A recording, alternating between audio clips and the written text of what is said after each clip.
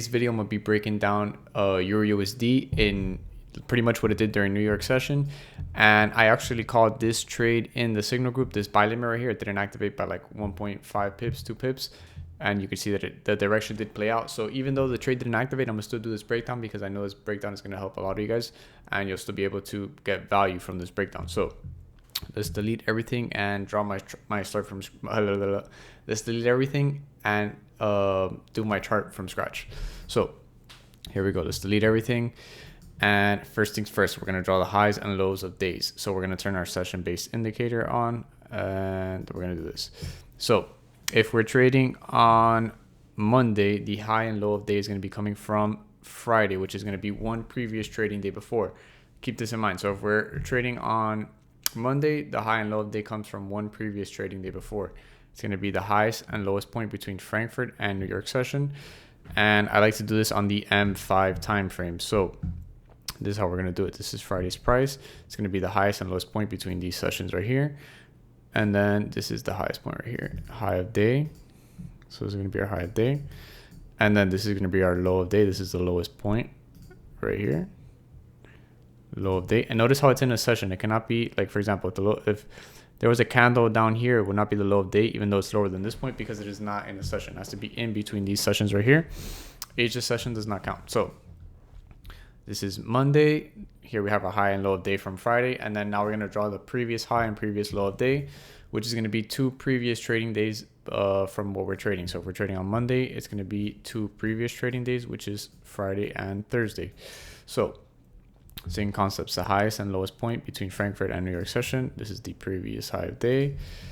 And then the previous low of day down here. This area right here. And then now that we got this drawn, we're going to go to the weekly, daily, and then H4 and just break it down. Let me see. All right, so here we go. Sorry about that. All right, so now that we're on the weekly time frame, let me just mark down this supply right here. If you guys have seen my previous videos, you guys understand what supply I'm about to mark. Honestly, I think this area is about to get broken past in the next few weeks. So, but notice this is where we're at right now. This area of supply right here. This area, let me mark it like this. Didn't mark. Here we go. Okay, so notice this previous contrary candle that gave us this push to the downside. We pull back, we touch this area, and then you can see for a few weeks, maybe a little bit more than a month, we're having a pullback to the down, like we're having a bearish move coming from this area of supply. And then now you can see we're pulling back up. So keeping that in mind, let's go to the daily and mark. Actually, let's go to H4. Let me mark this. So notice this. I know this because I honestly, this is the only pair I trade, so I know this what's going on like the back of my hand. But notice this previous contrary candle right here. This demand zone that gave us a push into the weekly supply. You can see after we touched the weekly supply, we pulled back into this demand zone right here. We touched it perfectly, and then we're getting this push to the upside. So keeping that in mind, and we could also see we're getting this push to the upside, and then we had this sell movement come in, but it's not from a random area. If we go to H1, let me show you guys this. Let me show you this. This previous contrary candle right here. Notice this area of supply right here that gave this push to the downside coming out of the weekly supply. This area right here gave this push. If we just mark it like this, notice this. We mark it like that. Notice how pretty much exactly to the pip, that's where we're getting this sell movement from this H1 supply that was created after touching this weekly supply. So keeping all this in mind, now let's replay into what we were working with. So we were presented with price right around here. So keeping all this in mind, this is how I had my chart this morning, and I'm literally going to show you guys why I called a buy. So seeing the graph just how it is right now, if we notice, we have this void right here, and this bearish push right here created this void. We have this supply right here. Notice this supply, this void, and then we have the high of day with our supply right here. So it's very likely that price was going to fill this void and pull back into this area. That's what I told you guys in the signal group, and I told you guys in the free Telegram, and also in my stories. So keeping in mind that it's very likely we're going to fill this void right here, and we just go to a lower time frame. Let me break this down even more specifically for you guys. So check this out on M5.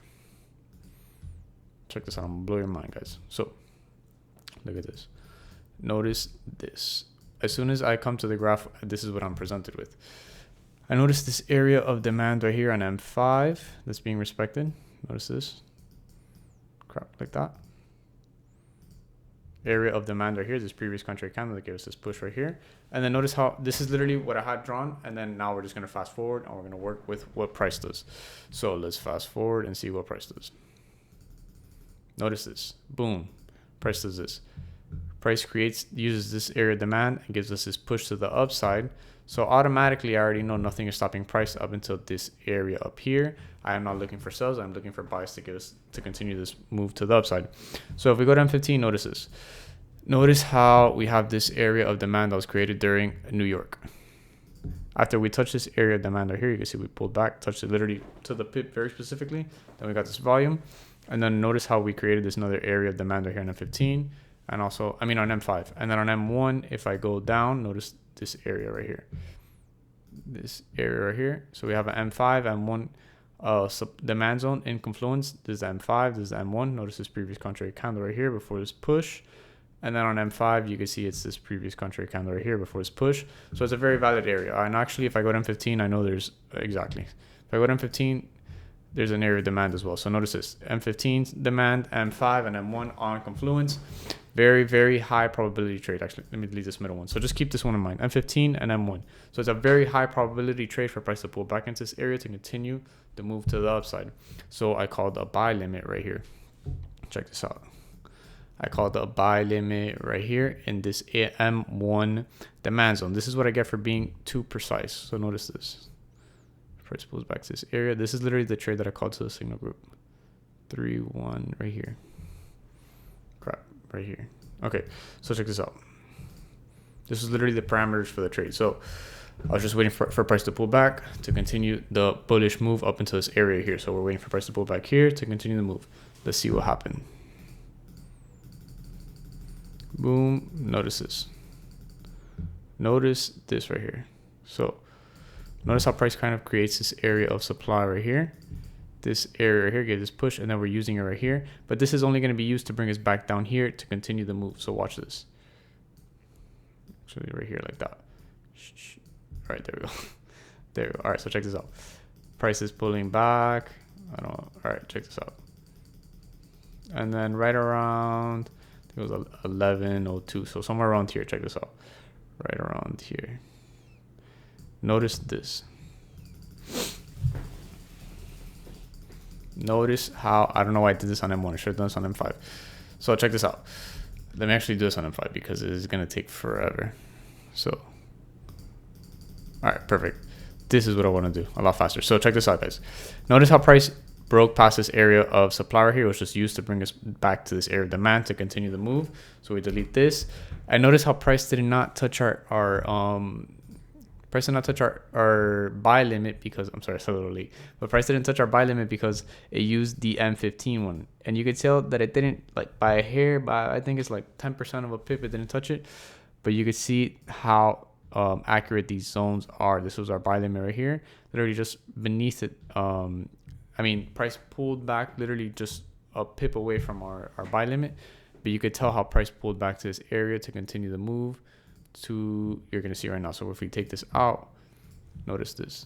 Notice how price used this area literally perfectly to continue the move to the upside. So this would have been a very solid trade. Would have closed 1-4. Whoever would have held, obviously they could have closed maybe like a 1-6. But you can see that price is definitely approaching this area of supply. So we're going to delete this. We're going to delete this, delete this, delete this. And let me just set my graph for tonight and show you guys what I expect for tonight. So now let's delete this. This previous low of day, we're going to delete. This previous high, we're going to delete.